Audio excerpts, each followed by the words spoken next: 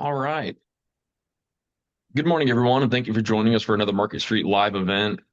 This morning, we're going to kind of cover a number of different things on kind of a Q2 recap. We're going to cover Q3, kind of looking forward itself, and both Kyle and I are joined here by Josh Flade, our investment strategist on the team itself.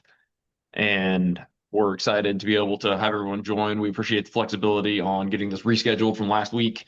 We know that we ran into some issues with Kyle and I not being able to jump on at the same time, and so we're glad to be able to have everyone join us today.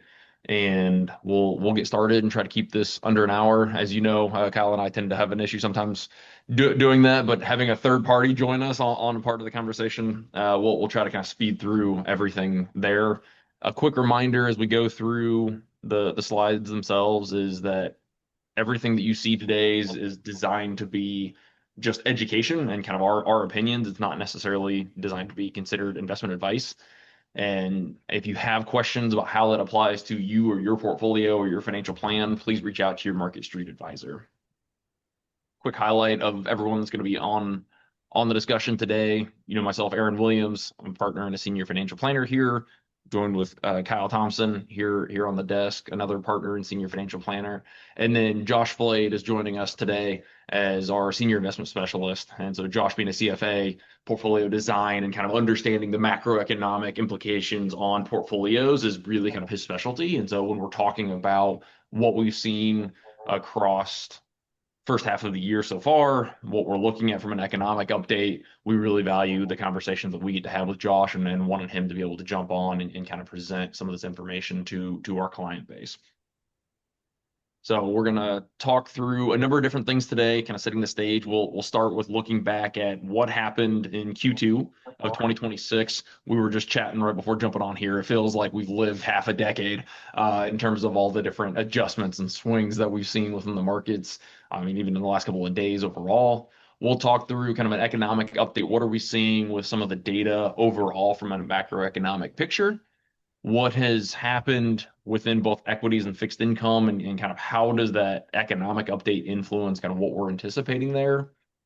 We'll wrap up then with looking ahead. What are some things that are coming up, and how do those tend to impact the market? So actually looking at we're in a midterm year, and so midterm kind of implications and what does the market do in the next 12 months post those midterm elections. And then, as always, we like to wrap up with some key reminders and some basic principles that we like to level set overall. So, and kind of starting with the look back of the first or the second half of this past, excuse me, the second quarter of this year overall. Kyle, it's been a quarter, I would say, to remember. What has kind of been the main influences that we've really seen over the past really 4 months now that we've kind of wrapped up July as well, but since April of last year?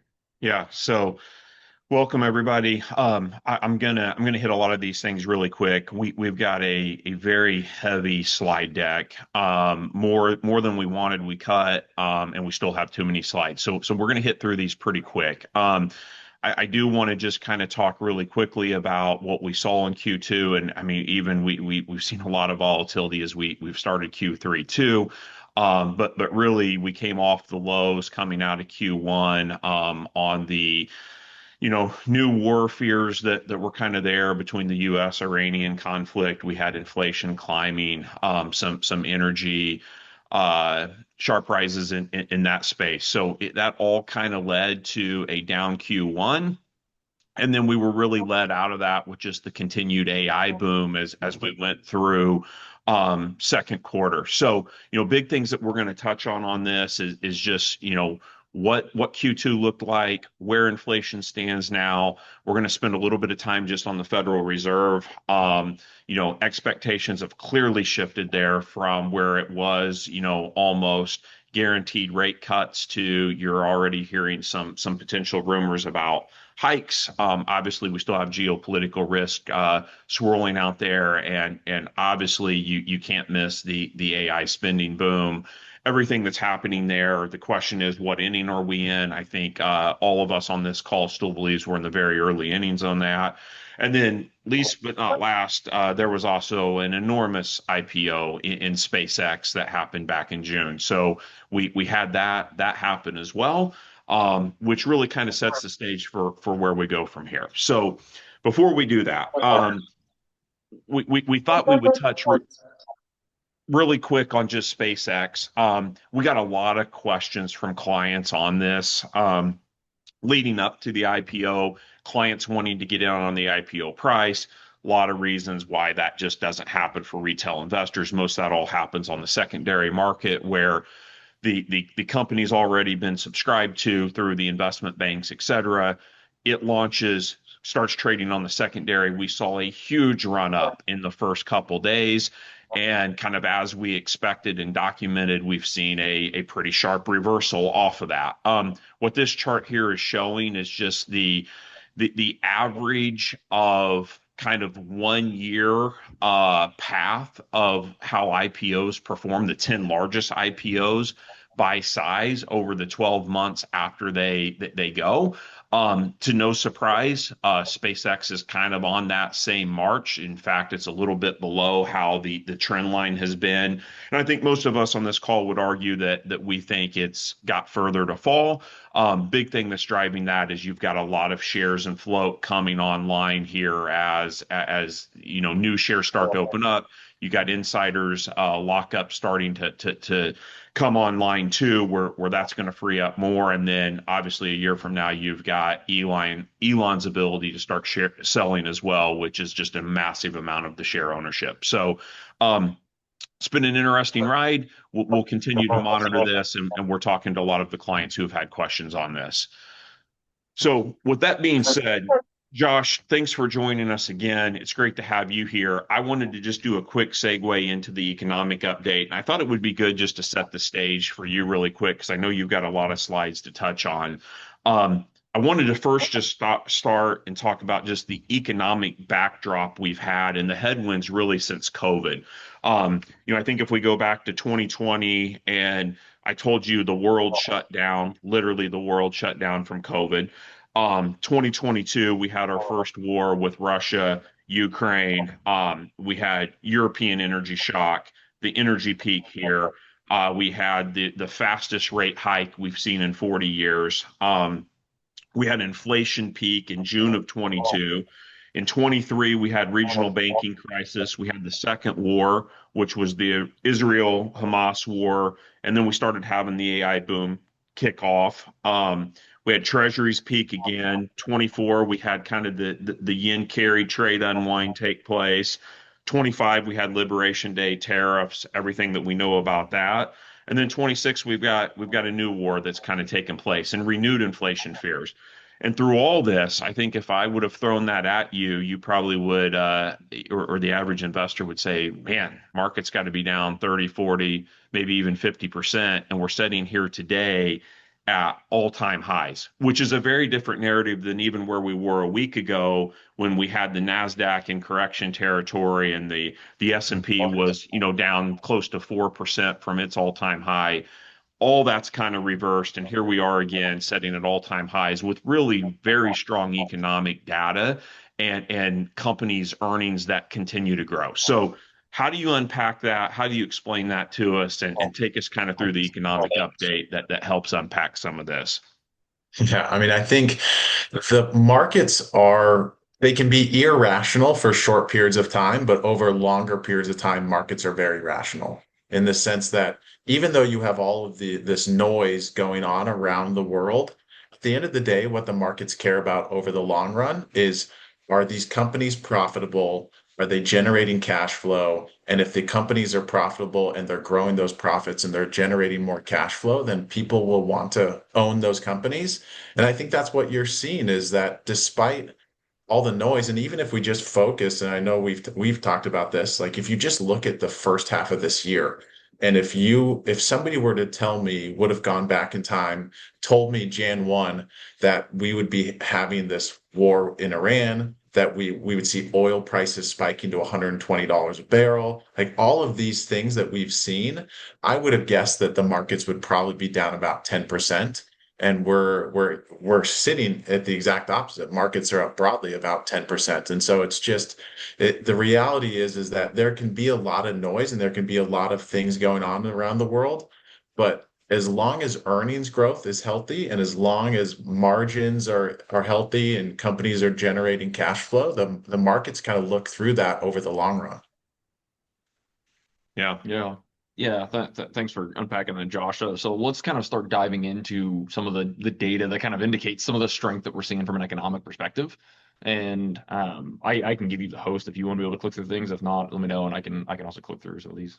Yeah, if you can keep clicking through, I think I should be able to draw on this. But I mean, if we just take a step back and just look at the broad U.S. economy in general, I mean, we're in a very healthy situation as far as how much we're growing, and this is essentially, and I can't remember whether we talked about this last time, but if you think about our economy and economists, and you relate that to maybe us going to a doctor. If you go to a doctor, you want measurements on how healthy you are, right? So the doctor's going to check your blood pressure. The doctor's going to check, how much fat you have, like all of these things. And this is essentially what economists have done is as a way to look at the health of the economy. They're looking at how much the economy is growing as a measurement, and that's what this is really trying to capture. So first quarter, healthy GDP growth, 2.1%.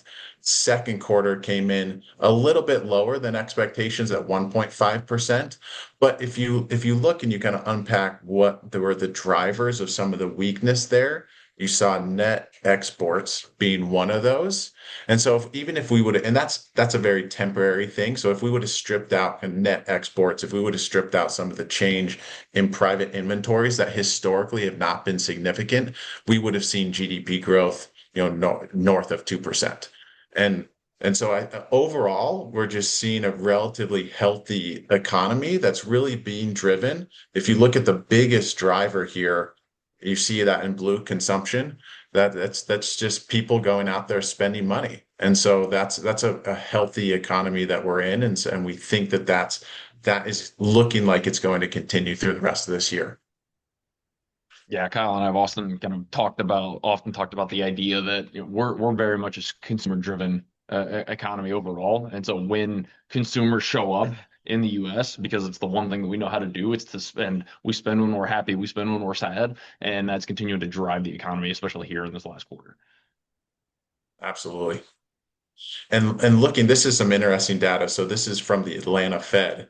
And anybody can go to their website and you can look this up, GDP Now. So what the Atlanta Fed is trying to do here is they're taking consensus from the 50 kind of big economists out there. And that's what we're seeing right here is based off of the consensus data from those economists through a survey. They're capturing what economists think how the economy is going to grow. And then what the Atlanta Fed does is they then collect leading economic indicator data, and they're collecting it multiple times a week sometimes. And then they're plotting this and they're trying to estimate how much, based on that leading economic indicators, how much the economy is growing.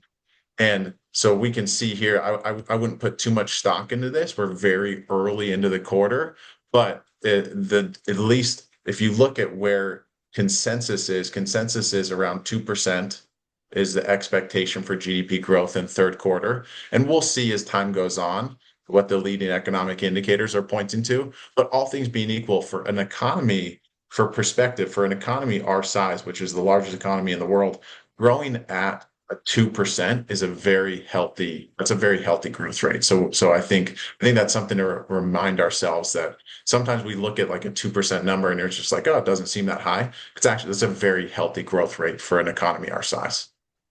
Yep.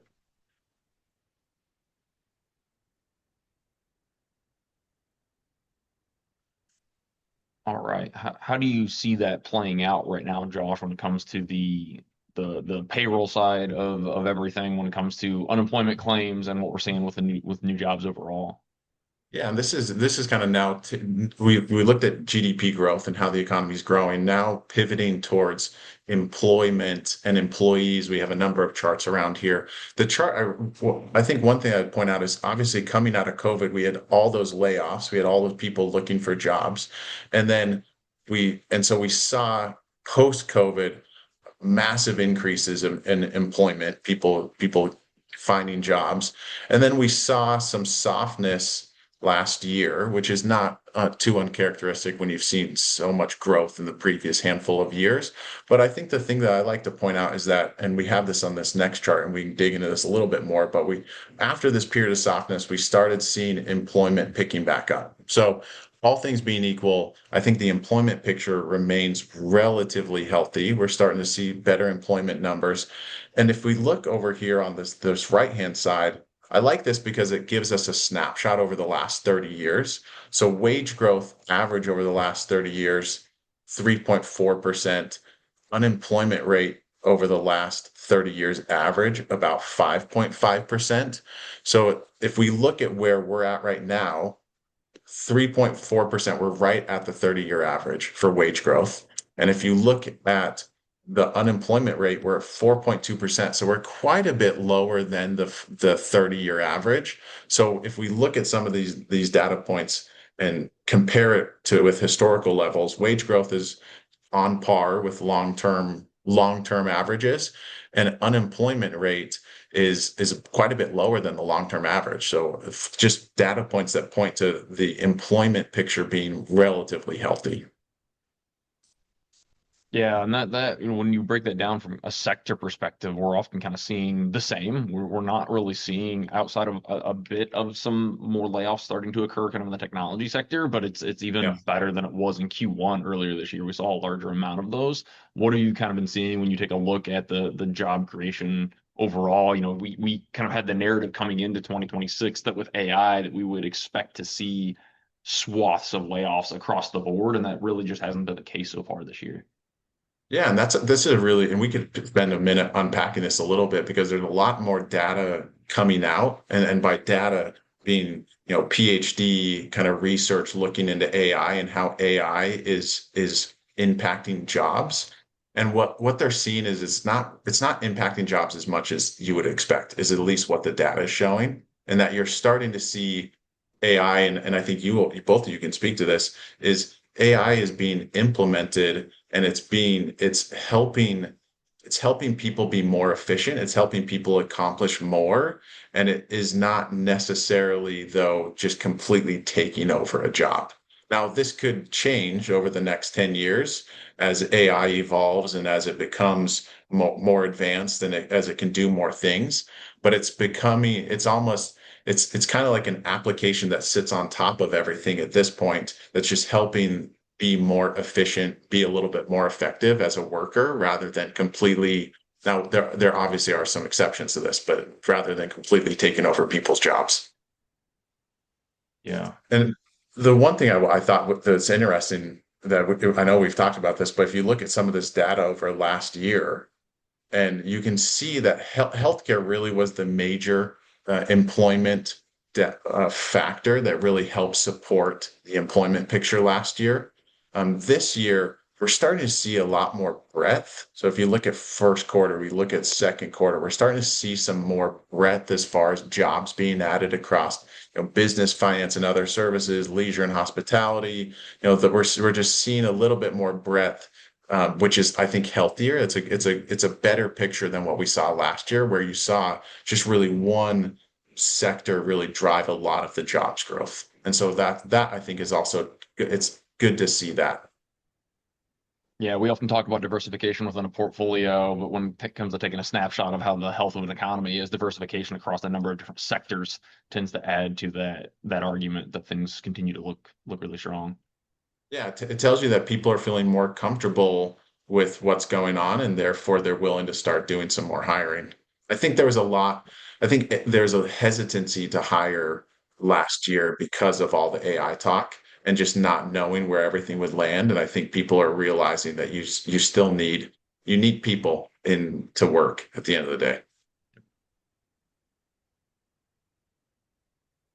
I really like this. So we saw some of that employment data in the last charts, and some of that employment data can be a little bit lagged because it comes out once a month.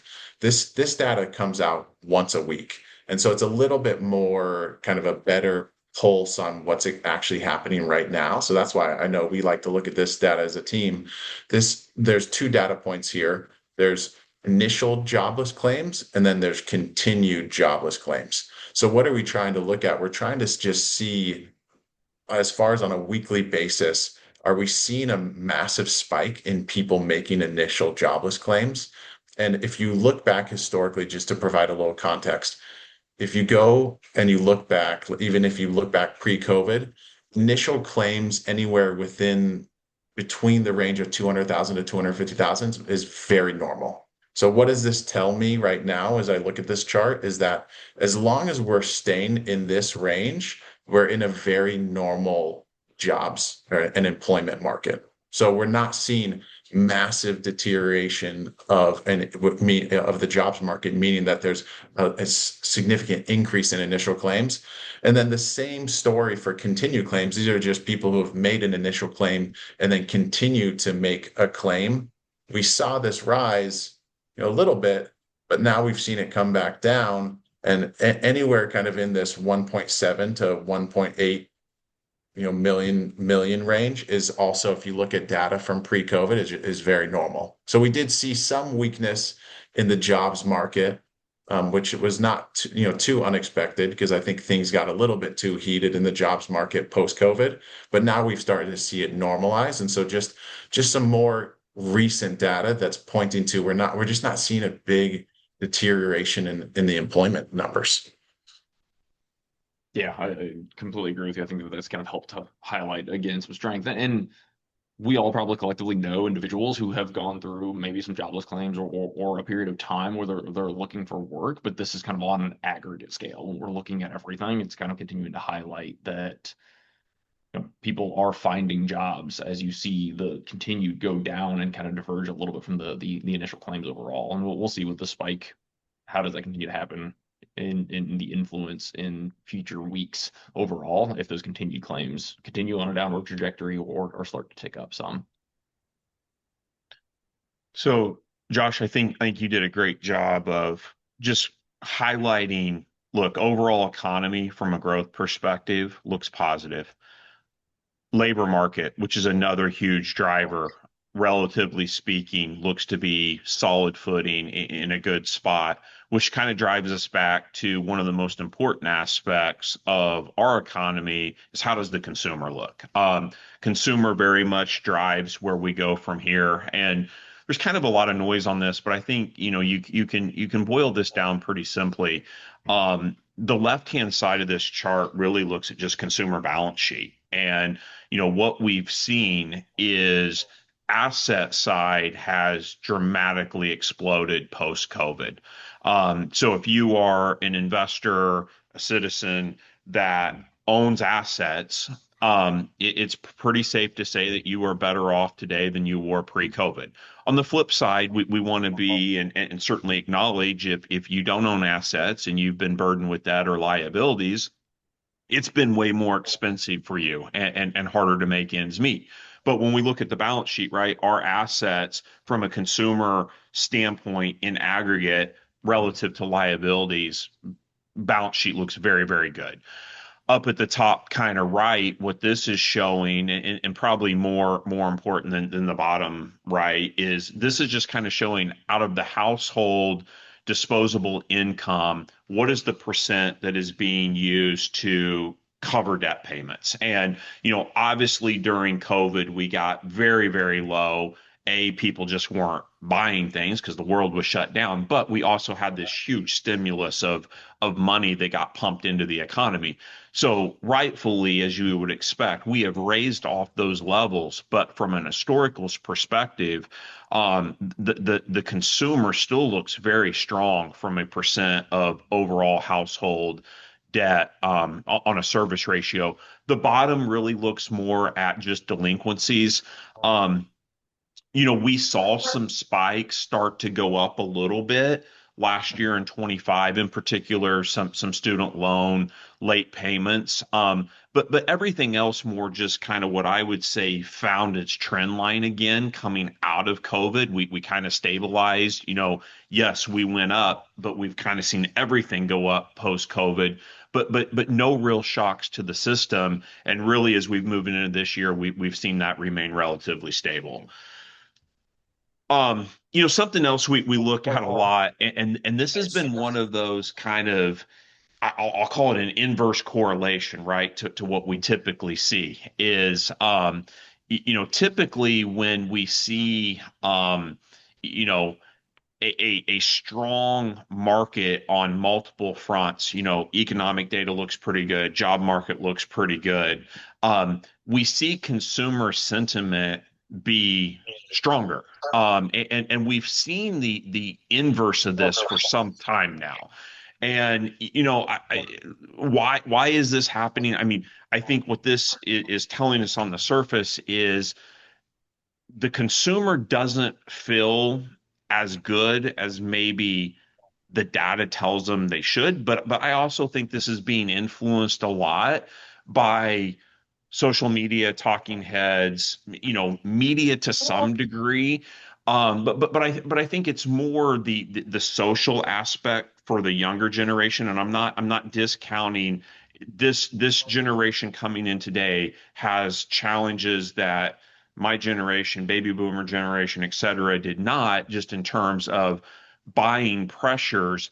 But at the same time, when we look back at the data, the younger consumer is still spending. They're still in restaurants. They're still buying cars and homes and things like that. So it's just an interesting data point. The one takeaway where we usually use this slide is typically when you see consumer sentiment low, and that in a trough, subsequent 12-month returns actually look pretty good off of this. It bounces off of this. On the flip side, when you have kind of this euphoria from the consumer, that tends to be when you see some drawdowns in the market. So it's just an interesting data point. Don't know that we can glean a lot off of this, but we wanted to just touch on it briefly. And then to kind of round this out, just the econ side, Josh, I'd kind of like to flip this back to you. And I think even for our listeners, I think it would be good, in our world, we've constantly heard this whole K-shaped recovery, right? Like our new economy is K-shaped. I think it would be good just kind of explain what that is, in simple layman's terms, and then just kind of how the data supports it. Because honestly, we probably are in a little bit of a K shape, whether we like it or not. I think it is the new norm, to some degree, and I think it's been there for some time. I think it's just more pronounced now than it's ever been. Yeah, I would agree. And K implies, if you think about it, K, you have some people in the economy doing really well, and then you have other people in the economy doing worse. And I liken it, I always say that it's a tale of two cities in the sense that, and you brought this up, Kyle, earlier. If you owned assets pre-COVID, if you owned a house, if you had a 401k, and you just held onto those assets, you didn't even add any more to those assets. You didn't pay more money into your 401k, nothing. Like, you are much better off today from a net worth perspective than you were pre-COVID. And that is, I think, the big driver between these two groups of people. You have a group of people that own assets and therefore have really benefited from everything that's happened over the last 6 years. And then you have people that don't own assets and they have not benefited. And there's frequently there's an element of those two groups that's tied to earnings, where typically if you own assets, you're typically a higher earner. If you don't own assets, you're typically a lower earner. And that's a big factor as well. And I think, and we're going to have a slide on this on inflation, but if I had to guess, like, what's the one biggest reason why people, if we think back to that consumer sentiment chart, I think it's just the cost of living has just gone up so much. And the reality is it's not going to go down. So I would describe it as a step up. There's been this massive step up in the cost of everything, right? Like, I remember pre-COVID going out to dinner, and now I probably spend, if I went out by myself, I'm probably spending double, if not more, than I was pre-COVID. And that's not going to ever change. That's not going to go down from here. And I Yeah. think it's that element that people don't feel good about. And that's what and that's what I think the hardest part that we're trying to come to terms with this new environment that we're in, where everything just costs so much more than it did before. And Josh, I think what's interesting about that too is, on the surface, it sounds good, right? If we could go back to pre-pandemic prices, that would be great. But what we know from a data and just historical standpoint, that is the worst possible outcome an economy could see is when you get into a deflationary environment. And I think what's been challenging going back to 2022, just how high inflation got so quickly, you know, that never gets out of the system, right? Future years just grow off of that. It's not like you reset Exactly. 10%, take it out. Now, as we've normalized inflation and we're growing at, 2.5%, 3%, 3.5%, you're just stacking that on top of what really seems like a price shock from what we got back in 2022. Yeah, and I think that's the hardest part for people to wrap their heads around is once we start seeing 2%, 3% inflation prints, it's based off of a much larger base because of all the previous years of inflation. Um, anyway, if we want to just shift to these charts on the right, because I do think this is interesting, and I get this question a lot. There are a lot of people, if you look at the bottom 20% of earners that are definitely hurting right now, and they're being hurt by higher inflation. These are the people that are impacted much more by high gas prices, all of these things. And at the end of the day, though, as a proportion of the amount of spending that's happening in the economy, it's relatively small. And then and especially if you compare that with the top 20% that's driving closer to 40% of the spending in the economy. And so the reality is this spending is probably much more on needs, and they're not going to change that. And this spending is much more driven by wants, and they're not going to change that. And so that's why even though you have groups that are hurting in this current environment, you're likely not going to see a big pullback in spending. And the data is supporting that as far as like people going out shopping, people going out traveling, people going out, eating. All of the data around those different factors is really healthy. And so we're just not seeing any weakness as far as, demand from consumers. Yeah, I think this slide highlights that really well. Yep. Yeah. I was kind of leading into the next Yeah. couple slides itself. We're kind of seeing the same thing, Josh, when it comes to what we're seeing in terms of retail sales overall and the actual spending, particularly from those who are in that top 20%. They are continuing Yeah. to spend on wants a bit more. Exactly. And if you look back, like if I were to show you data from pre-COVID, because things got a little distorted around shopping, the shopping numbers during COVID and post-COVID. But if I were to show you, I mean, if it's similar, anything in this range is pretty normal in a normalized environment. And so we actually have seen a little bit of an uptick. Some of this is inflation related, so gasoline prices, things like that. But essentially, what we're trying to capture here is same store retail sales year over year so that you're not being distorted. The data is not being distorted by adding more stores into it. So trying to look at the exact same number of stores and looking at year over year growth in sales. And we're just not seeing a deterioration in sales. And so what does this tell us? It just tells us that people are out there spending money just like they were before, but they're what people think and how people feel is different than what they're doing. So what people are thinking is, oh, life is so expensive. I don't feel good. That's the consumer sentiment element. Consumer sentiment is really low. I don't feel good as a consumer, but at the end of the day, what am I doing? I'm still going out there and I'm spending money. Yeah, we're seeing that. And similarly, you would expect that as spending has increased, we would potentially see a reduction in cash overall that individuals are kind of holding on to, whether or not it's either being more put into investments or more that's being spent overall. But we're continuing to see all-time highs about cash that's just kind of sitting on the sideline here.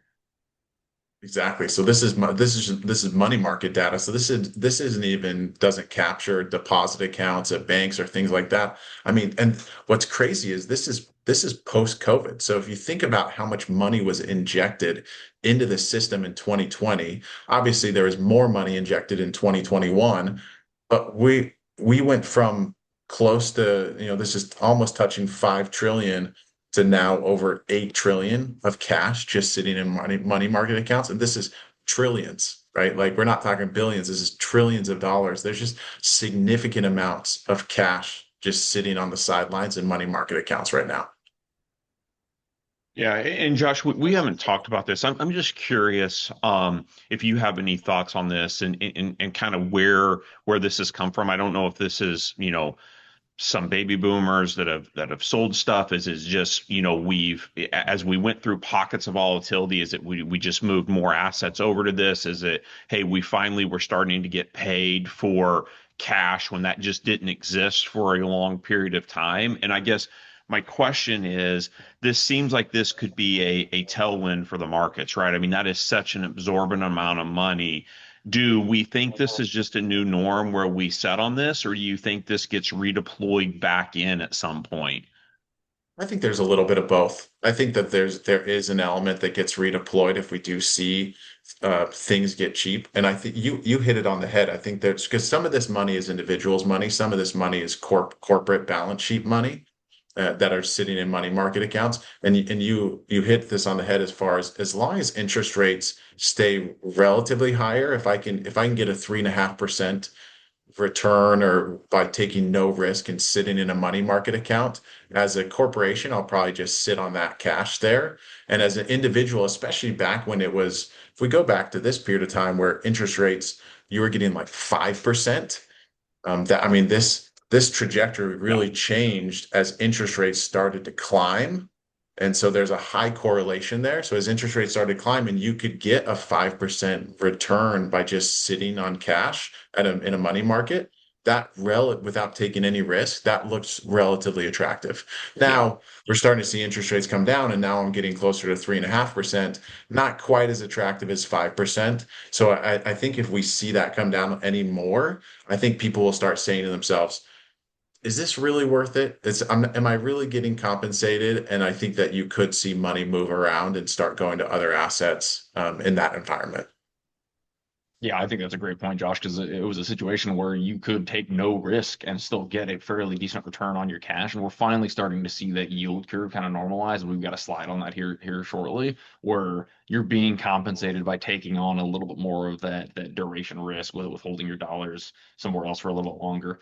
So speaking of interest rates, one of the things that we always kind of highlight and touch on is inflation and that cost overall. And Kyle, I think you hit the nail on the head with the idea that these costs that occurred in 2022, we're not saying that inflation is necessarily in a great spot to where those costs did not occur. We're just seeing those kind of embedded, and we're not going to a point where we're going to have deflation and those prices probably come down. Or we hope we don't. That's fair. Yeah, we hope we don't actually end up seeing that come to play, because that's not a good sign for the overall health of the economy.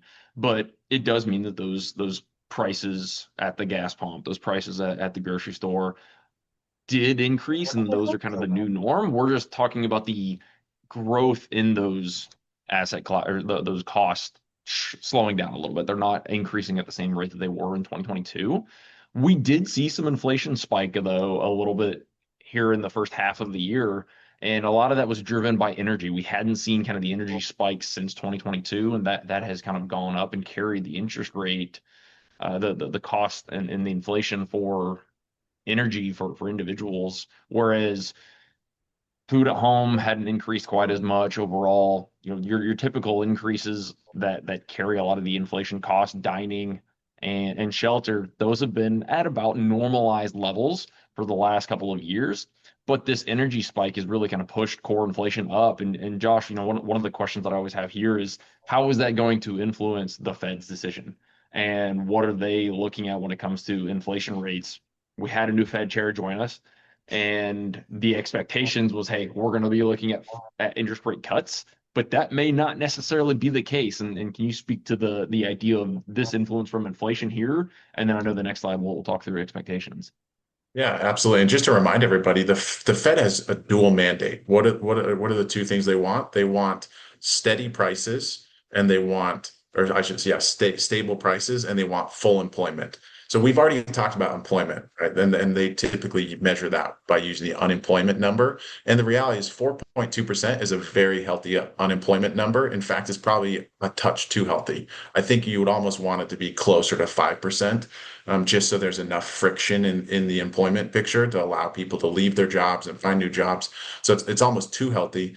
And then on the inflation side of things, the target is 2%. And so if we're sitting above 2%, and they're focused on really what's called core inflation instead of headline. Headline includes things like energy, food that tend to be much more volatile. And you see that here where headline energy, for example, really whips these numbers around. So if they strip out energy, they strip out food, it ends up not causing as much volatility in the numbers. So that's where they're really focused on this core number there. But they want core inflation to be 2%. And we're clearly above that. And it's going to take it's going to take longer for core inflation to get down to 2%. So if that's the case, what tools does the Fed have? They can increase interest rates as a way to hopefully pull back a little bit demand in the economy and cause inflation to go a little bit lower. And if you rewind to the beginning of this year, expectations were we are actually going to see interest rates come down.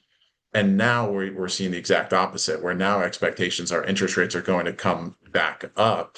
And that's exactly what this chart's showing. And there's two different things here. You have the Fed, the blue line is the Fed expectations. So the Fed is expecting interest rates to come up a little bit and then start coming back down over the next few years. The market is the green, and the gray is the expectation, the range of expectations over the last 8 months. So what does this tell me? It tells me that the markets were actually, towards the beginning of this year, were expecting interest rates to go down and then kind of stabilize. Now the market's telling me they think interest rates are going to go up and stabilize. And so there's a big disconnect with expectations by the markets and where the Fed is currently expecting interest rates. And so it's something that we're obviously monitoring. I don't think there's much demand for interest rates to go higher than they are right now, but there are a few members of the Fed that voted at the last meeting to increase interest rates. So there's a chance if inflation remains hotter through the rest of this year, we could see an interest rate hike. I don't think we're going to see too much more than maybe one hike. Yeah, I would agree. Yeah, I think that's fair. All right. In the interest of time, when we look at kind of the markets updates here, we're going to kind of hit these fairly quickly just because we're kind of getting close on time here. And I want to make sure that we take some time at the end to kind of cover what are we expecting or what's kind of to come, and then some key takeaways overall. But when we take a look at kind of what's happened in Q2 overall and so far this year, we love this quote chart. It kind of highlights a bit of what is the best performing asset classes overall. What are we seeing in terms of why diversification often ends up not necessarily ever being the top asset class, but it ends up being a much smoother ride, and you end up getting a lot of that overall return. So far, year to date, you've seen emerging markets and commodities actually be the top two performing asset classes overall this year. And emerging markets, we kind of highlighted, there's always exposure that we have within our portfolios to it. It tends to swing. And there are years and pockets where it's one of the worst performing asset classes, but years that it ends up being one of the best. And so far, year to date, it has kind of proven that out overall. And the other thing that I'll highlight, being diversified, while it's not been the best performing asset class this year, you would still take a 9.3% return year to date on a 60/40 portfolio in a 6-month time frame. And so this is one of those situations where having that diversification still ends up panning out. Josh, as we kind of take a look at these asset classes, I know we're going to jump to the next slide here when it comes to, we've seen some divergence overall where large cap has started to trail a bit this year. What's kind of unpacking some of that overall performance, and then we'll dive into even the sub asset classes within there. Yeah, and you asked specifically about large cap. Yeah. There's a real divergence as far as, and we'll see this in the next slide, between kind of what's called value companies and growth-oriented companies. And so in fact, why don't we just jump to that next slide and I'll touch on this real quick. If you look here year to date, value, and it doesn't matter what size of company, value has done very well. And so when we think value, think things like energy, banks, materials, like those types of companies. And then on the growth side, we've seen a lot of weakness, especially on the larger companies and mid-sized companies where they're just flat year to date. Now, this is very unusual. If you look at the last 10 years, the annualized returns, large cap growth has just dominated Yeah. everything. Right. And so we're in a very unusual place where large companies are not like I'm talking the the Googles, the Microsofts, the Netflix, like those types of companies are not being rewarded this year. We're starting to see a little bit of better price action in some of these companies, the Metas of the world. But the reality is that they're spending a ton of cash on AI build out, and the markets are basically not rewarding them for spending that cash right now. And so whether that can change, and our expectation is that it will change, but the when that will change is another question. And Josh, I think it's another good data point. I mean, we heard, 22, 23, 24, 25. When the Mag 7 roll over, that's the end of the bull market, right? Like that was the narrative that was kind of out there. Well, they've rolled over, and what we saw is the breadth just broadened. We've seen all the names that didn't work all of a sudden work, and now it's like we look at the underlying stock market as a whole, and it's gotten healthier, and the names that led the rally are the ones that haven't contributed anything to the recent rally, which I just think is a pretty cool anecdote to point out. Yeah, and it leads itself or reminds us the importance of diversification, not being so concentrated. We can touch on this real quick, but I think the main point here is this is just looking at valuations. How expensive is the market? And we have valuations have come down, and as earnings have grown into this, and I think that's the main theme that I want to point out here is that earnings growth has been tremendous. And while yes, the markets were on a historical basis somewhat expensive, we've grown into those earnings and things have actually gotten a little bit cheaper.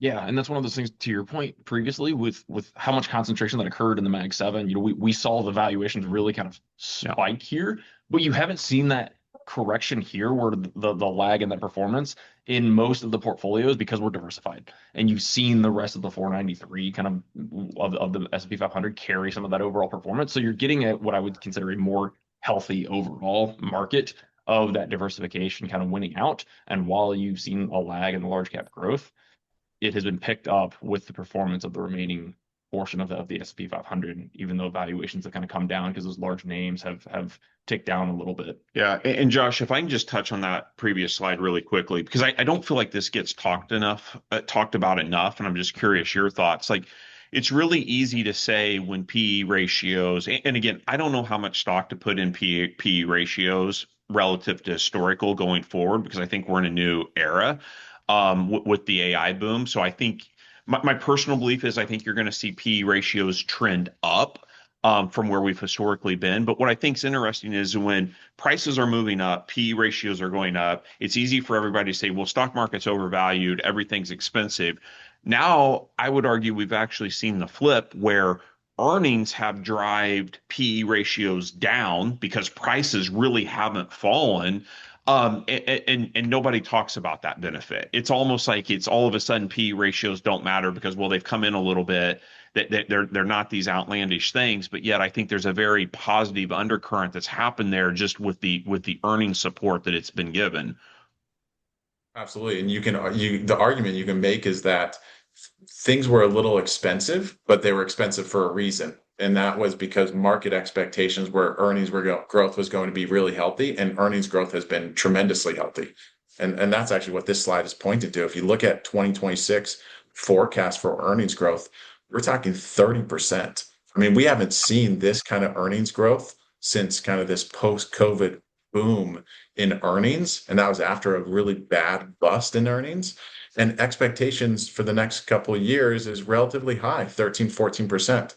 And it's being driven by both healthy margins and also attractive revenue growth. And so, this over here, this is looking at margins. I mean, we're at record levels of margins. I would expect this to kind of come back down and normalize a little bit, but still remain at relatively high levels of margin.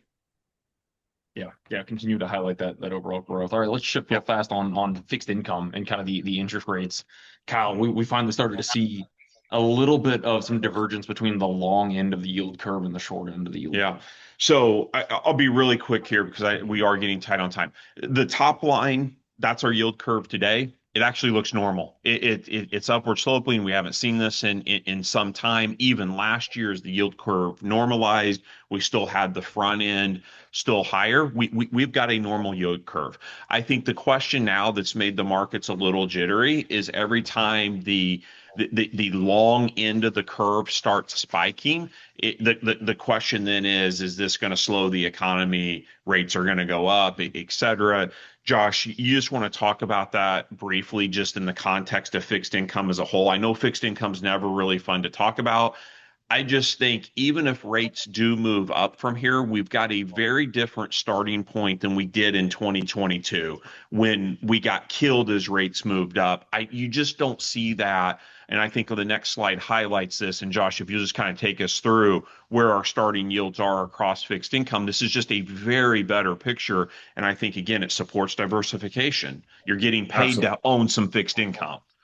Absolutely. And this looks at all these different asset classes within fixed income, and it's looking at historical range of yields over the last 15 years. And then we're looking at the 15-year median, and then we're looking at current. So let's just take treasuries, for example. We are at the nearly the high of how much we've been compensated over the last 15 years, that range over the last 15 years. And this is consistent across almost all of these asset classes, right? Like we're near the top end of the range. So what is that telling us? That's telling us that right now is like actually a pretty good time to have some allocations towards fixed income on a relative basis because we're getting compensated better than we've probably ever been compensated over the last 15 years.